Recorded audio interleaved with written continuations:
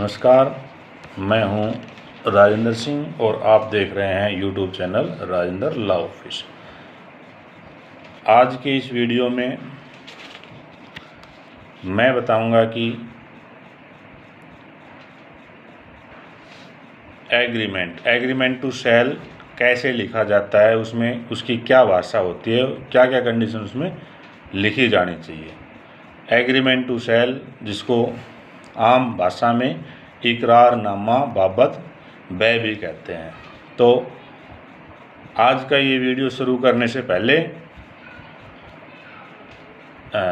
आपसे एक रिक्वेस्ट कि इस चैनल को सब्सक्राइब ज़रूर कर लें और नोटिफिकेशन वाले घंटी को भी अवश्य प्रेस कर दें, ताकि जो भी नई वीडियो इस चैनल पर अपलोड हो वो सबसे पहले उसका नोटिफिकेशन आप तक पहुंच जाए। और वीडियो को शेयर अवश्य कर दें। तो चलो शुरू करते हैं आज का वीडियो, जिसका सब्जेक्ट रहेगा एग्रीमेंट टू सेल। सबसे पहले हम जान लेते हैं कि क्या होता है एग्रीमेंट टू सेल।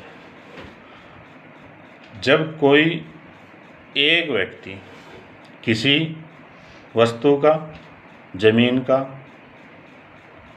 मालिक होता है और उसे या तो खुद अपने किसी खर्चे के लिए या कोई दूसरी जगह कोई ज़मीन बनाने के लिए या कोई अपना और तरक्की करने के लिए पैसों की ज़रूरत होती है, तो वो अपनी उस प्रॉपर्टी को, ज़मीन को बेचकर उससे खरीदार से पैसा ले लेता है उसके बदले, और खरीदार के नाम पे उस प्रॉपर्टी का एक निश्चित समय के लिए इकरारनामा कर लेता है, एग्रीमेंट कर लेता है, या उसको यूँ कहें कि एक वचन दे देता है कि मैं जो तय किया गया समय पर इस ज़मीन की या जो प्रॉपर्टी है उसका रजिस्ट्री सब रजिस्ट्रार कार्यालय में खरीदार के नाम पर करवा दूंगा। इस एग्रीमेंट के अंदर उस ज़मीन का हवाला, उसका कितना क्षेत्रफल है, कहाँ किस गांव में स्थित है और कितने पैसे में इस ज़मीन का या प्रॉपर्टी का सौदा हुआ है, और कितना पैसा अभी दिया गया है और कितना जो उसकी कीमत है वो देनी बकाया है, ये सब इस एग्रीमेंट में लिखा जाता है। तो हम विस्तार से एक एक बात को जान लेते हैं कि कैसे शुरुआत की जाती है एक एग्रीमेंट टू सेल की, क्या क्या लिखा जाता है और कौन कौन इसमें ज़रूरी पार्टियां होती है। तो वीडियो बहुत ज़रूरी है, क्योंकि कहीं ना कहीं कभी ना कभी व्यक्ति को या तो ज़मीन बेचनी पड़ती है, प्रॉपर्टी, या खरीदनी पड़ती है।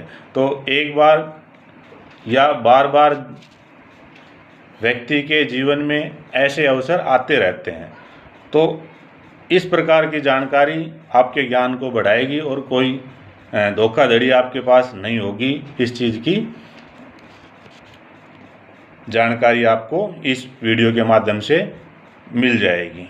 तो सबसे पहले तो एग्रीमेंट एक स्टाम्प पेपर पर लिखा जाता है। स्टाम्प पेपर का जिक्र क्या होता है हमने अपने पहले के वीडियो में इन पर चर्चा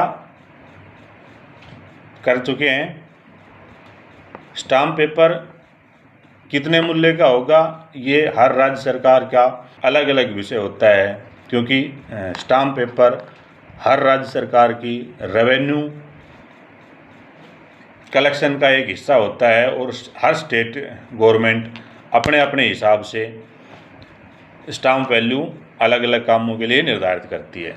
तो कहने का मतलब ये है कि स्टाम्प पेपर पर लिखा जाना चाहिए, उसकी कितनी मूल्य होगी वह राज्य विशेष पर डिपेंड करता है। अब सबसे पहले स्टाम्प पेपर पर बेचने वाले का, या यूँ कहें कि जो प्रॉपर्टी का मालिक होता है, जो रिकॉर्ड में जमाबंदी में जो मालिक होता है, उसका नाम, उसकी उम्र, उसका पता लिखा जाता है। दूसरे पैरा में उस प्रॉपर्टी का क्षेत्रफल किस गांव में, किस शहर में, किस कस्बे में वह प्रॉपर्टी स्थित है, इस चीज़ का ब्यौरा लिखा जाता है। तीसरे पैराग्राफ में इस चीज़ का विवरण दिया जाता है कि जिस प्रॉपर्टी का जिक्र इस एग्रीमेंट टू सेल में किया जा रहा है वो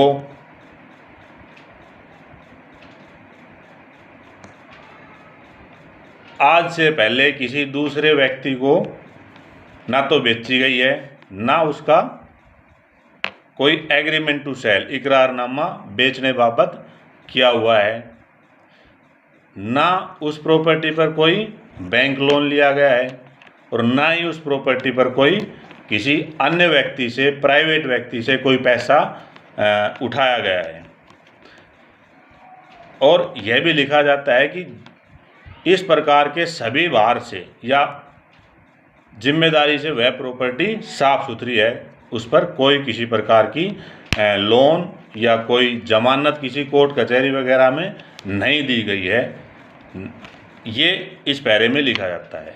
अगले पैरे में इस बात को लिखा जाता है कि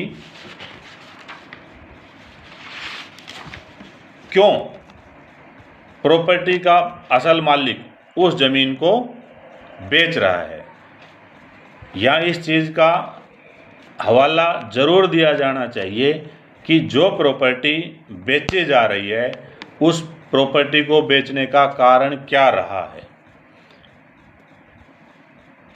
यह कारण घर खर्च का हो सकता है, कोई घर के परिवार के किसी व्यक्ति की बीमारी पर खर्च होने के रूप में जो पैसा लगाया गया है उसका हो सकता है, या परिवार के लालन पालन के लिए कोई कर्जा कहीं से लिया हुआ है,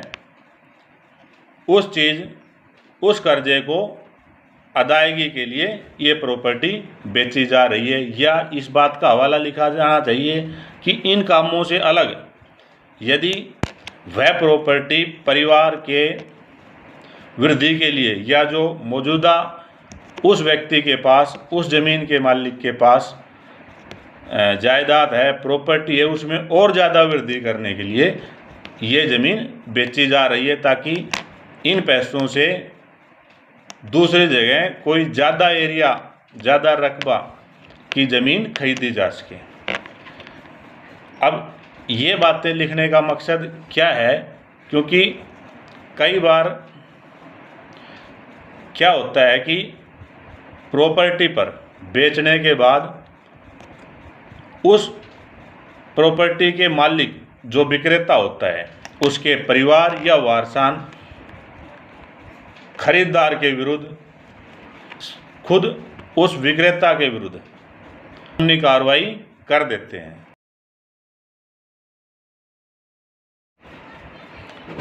और उससे क्या होता है कि कानूनी वाद विवाद में फंस के वो प्रॉपर्टी ना तो बेची जाती है और ना खरीदार उसका सही फ़ायदा उठा लेता है।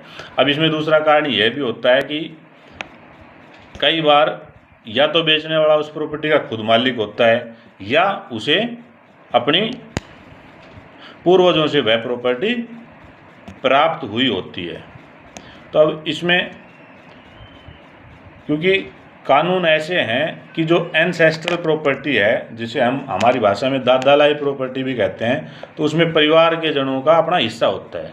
तो ऐसी ज़मीन को उस परिवार के सदस्यों की सहमति से ही बेचा जा सकता है।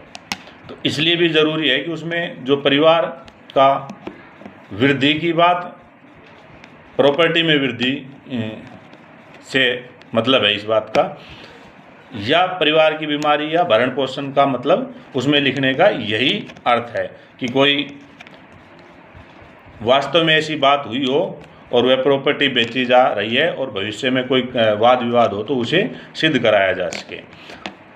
अगले पैरे में यह लिखा जाना चाहिए कि उस प्रॉपर्टी को कितने रुपए या कितने मूल्य में बेचा जा रहा है और कितने मूल्य की अदायगी इस एग्रीमेंट के समय की जा रही है। और कितने मूल्य की अदायगी उस समय पर की जाएगी जिस समय का इस एग्रीमेंट में हवाला दिया गया है कि उस टाइम तक सब रजिस्ट्रार कार्यालय में पेश होकर खरीदार के नाम पर ट्रांसफ़र करवा दी जाएगी। इस बात का भी हवाला इसमें दिया जाना चाहिए कि जो रकम किस माध्यम से ली गई है। अगर वह नगद में ली गई है तो नगद का ब्यौरा दिया जाना चाहिए, और वह अगर चेक द्वारा, बैंक चेक द्वारा या डायरेक्ट ट्रांसफ़र अगर नेट बैंकिंग या दूसरे सोर्स से हुआ है तो उस बात का भी हवाला उस चेक में, उस लिखत में एग्रीमेंट करते वक्त दिया जाना चाहिए। अगले पैरे में इस बात का जिक्र करना चाहिए कि अगर दोनों पक्षकारों में से, पक्षकारों का मतलब जो प्रॉपर्टी का आज के दिन असल मालिक है वो, जिसे हम यहाँ कहेंगे कि विक्रेता, और जो इस प्रॉपर्टी को खरीदने का इच्छुक है उसे हम कहेंगे खरीदार, दोनों पक्ष इस बात का भी हवाला इस एग्रीमेंट में दे दें कि यदि किसी भी पक्षकार द्वारा इस एग्रीमेंट का उल्लंघन भविष्य में किया जाता है तो क्या क्या कार्रवाइयाँ एक दूसरे के खिलाफ की जा सकती है। इस बात का हवाला दोनों अपनी सहमति से इस एग्रीमेंट टू सेल में, इकरारनामा में अवश्य लिख दें। और अंत में इस इकरारनामा पर दोनों पक्षकार अपने अपने हस्ताक्षर 2 गवाहों की मौजूदगी में करें, और उन गवाहों का नाम पता भी इस एग्रीमेंट पर लिखा जाना चाहिए। और साथ में ही एग्रीमेंट जितने भी पेज पर लिखा गया है हर पेज पर दोनों पक्षकारों को हस्ताक्षर कर लिए जाने चाहिए, ताकि भविष्य में कोई कानूनी विवाद ना हो। कि कई बार ऐसा होता है कि कोई पेज बदल लिया जाए बाद में, या उसमें कोई बातें मिटा दी जाए या नई ऐड कर दी जाए। इसलिए हर पृष्ठ पर हस्ताक्षर अगर दोनों पक्षों द्वारा कर दिया जाता है तो उसमें धोखाधड़ी की या छेड़छाड़ की संभावनाएं नहीं रहती है। और अंत में गवाहों के हस्ताक्षर करवाने चाहिए।